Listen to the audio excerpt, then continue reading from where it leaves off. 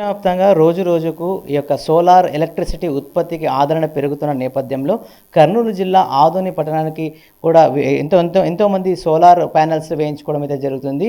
వీటి పట్ల పూర్తి వివరాలు తెలియజేయడానికి మనతో పాటు ఆదోని ఏడీ పురుషోత్తం మనతో పాటు ఉన్నారు. సార్ నమస్తే. సార్, ఈ సోలార్ వేయించుకోవడం వల్ల లాభాలు నష్టాలు ఏమున్నాయి చెప్పండి. సోలార్ వేయించుకోవడం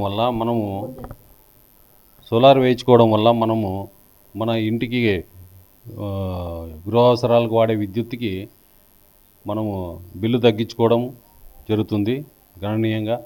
ఎక్కువ 1000 రూపీస్ 2000 అట్లా వచ్చేవాళ్ళు దీన్ని వేసుకుంటే మ్యాక్సిమం 3 to 4 ఇయర్స్లో వాళ్ళ రిటర్న్స్ వచ్చేస్తాయి. సోలార్కి ఇన్వెస్ట్ చేసిన అమౌంట్ కూడా వచ్చేస్తుంది. అలాగే ఇప్పుడు పెట్టుకోవడం వల్ల సబ్సిడీ కూడా మన సెంట్రల్ గవర్నమెంట్ సబ్సిడీ ఇస్తుంది. కిలోవాట్కి 30,000, 2 కిలోవాట్లకు 60,000, 3 కిలోవాట్లకి అయితే 78,000 మ్యాక్సిమం ఇస్తుంది. కాబట్టి ఈ గృహ అవసరాలకు మాత్రం ఇది సబ్సిడీ ఉంటుంది. అలాగే కమర్షియల్ వాళ్ళు కూడా ప్లాన్ చేసుకున్నా కూడా వాళ్ళకి కమర్షియల్ యూనిట్ రేట్ ఎక్కువ కాబట్టి వాళ్ళకు కూడా ఇంకా తొందరగా వాళ్ళకి అమౌంట్ రికవర్ అవుతుంది. కాబట్టి ఈ సోలార్ ఉపయోగం వల్ల మన పర్సనల్గా కూడా బెనిఫిట్ ఉంటుంది. అలాగే డిపార్ట్మెంట్కి కూడా ఇంధన పొదుపు కింద వస్తుంది. మనకి ఇప్పుడు బొగ్గుతో చేయడం కానీ మన ఈ గ్యాస్తో కానీ ఇవన్నీ చాలా ఖర్చుతో కూడినవి. మన ఇంటి ముందే మనమే జనరేట్ చేసి మనమే పవర్ చేస్తున్నామనే తృప్తి కూడా ఉంటుంది మనకి. అలాగే ఈ సోలార్ దానికి ఇప్పుడు గవర్నమెంట్ ఇచ్చే సబ్సిడీలు కూడా SC ST వాళ్ళకైతే ఉచితంగా కూడా ఇస్తున్నాము. అది కూడా వాళ్ళందరినీ సర్వే చేయడం జరిగింది. వాళ్ళు ఎక్కడెక్కడ ఫీజిబిలిటీ ఉన్నారో మిద్దెలు బాగా స్ట్రాంగ్గా ఉండే వాళ్ళందరికీ ఇప్పుడు సబ్సిడీ కింద అందరికీ మొదలుపెట్టాము. నిన్న ఆదోన్లో కూడా ప్రోగ్రాం మొదలుపెట్టి కపటిలో స్టార్ట్ చేశాము. కపటి గోనబావిలో ఇప్పుడు వర్క్ జరుగుతున్నాయి. అలాగే ఈ రానున్న ఒక వారం 10 రోజుల్లో మొత్తం ఆల్మోస్ట్ ఆల్ మండలంలో టౌన్లో కూడా అన్ని SC ST కన్జ్యూమర్లు అన్నిటికీ ఉచితంగా ఇవ్వడం జరుగుతుంది. దీనికి ప్రతి ఒక్క వినియోగదారులు అందరూ సహకరించవలసిందిగా కోరుతున్నాము. అలాగే సార్, ముఖ్యంగా ఈ నార్మల్ మీటర్స్తో పోలిస్తే సోలార్కి సంబంధించిన మీటర్ల ఎక్స్చేంజ్ డిపార్ట్మెంట్ వాళ్ళు ఎన్ని రోజులు చేస్తారు, ఎలా అప్లై చేసుకోవాలి? వాళ్ళు అప్లై చేసినాక వెంటనే మన వెండర్ సెలెక్ట్ చేసుకోవాలి. వాళ్ళు వెండర్ సెలెక్ట్ చేసుకున్నాక వెండర్ వర్క్ కంప్లీట్ చేస్తాడు. వర్క్ వాళ్ళు మాట్లాడుకొని 1 కిలోవాట్కి 70,000 దగ్గర అవుతుంది. ఆ 70,000 అంటే ఒక 2 కిలోవాట్ వేసుకుంటే 1,40,000. 1,40,000కి వాళ్ళు వర్క్ కంప్లీట్ చేయించుకున్నాక వాళ్ళ లాగిన్ నుంచి మా డిపార్ట్మెంట్ లాగిన్ పంపిస్తారు వర్క్ కంప్లీషన్. ముఖ్యంగా మీ సేవలో అప్లై చేసుకోమంటారా, ఎలా దారి ఎలా? ఆన్లైన్లో అప్లై చేసుకోవచ్చు. ఆన్లైన్లో అప్లై చేసుకొని దాంట్లో వెండర్స్ అందరూ వస్తారు, కంపెనీలో ఉన్న వెండర్స్ అందరూ వస్తారు. దాంట్లో వెండర్ మనం ఏది సెలెక్ట్ చేసుకుంటే ఆ వెండర్ మనకు పరిచయం ఉండే ఆ వెండర్కి సెలెక్ట్ చేసుకొని ఆ వెండర్తో వర్క్ కంప్లీట్ చేసుకోవాలి. ఆదోని డివిజన్ పరిసర ప్రాంతాల్లో అప్రాక్సిమేట్లీ ఎంతమంది వెండర్స్ ఉన్నారు?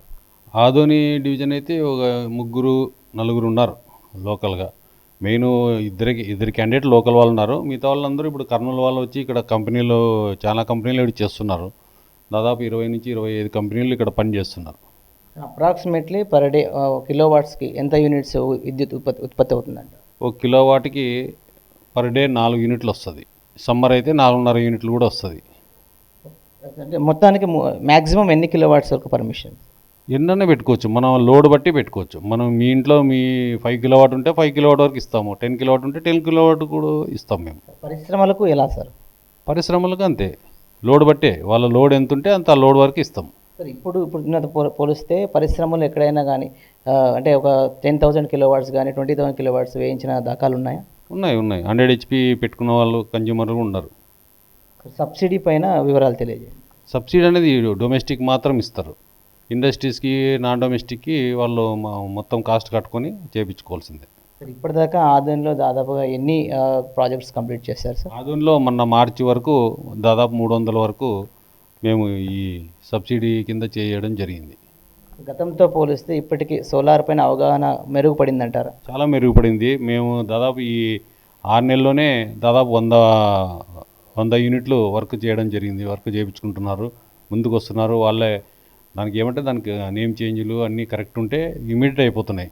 అట్లా ఏమైనా నేమ్ చేంజెస్ కానీ ఇంకా ఏమైనా లోడ్ ఎక్కువ అప్లై చేయడము, తక్కువ లోడ్ పెట్టుకొని ఎక్కువ అప్లై చేయడం, ఇట్లా పెడితే కొద్దిగా 1 నెల 2 నెలలు డిలే అవుతుంది వాళ్ళకి. అవన్నీ కంప్లీట్ చేసుకున్నాకనే మళ్ళీ వాళ్ళు అప్లై చేసుకుంటే వెంటనే అయిపోతుంది. రానున్న రోజుల్లో డిమాండ్ ఇంకా పెరిగితే, అత్యంత అధికంగా పెరిగితే దానికి తగ్గట్టు సిబ్బంది ఇక్కడ ఆదోనిలో అవైలబుల్గా ఉన్నారు.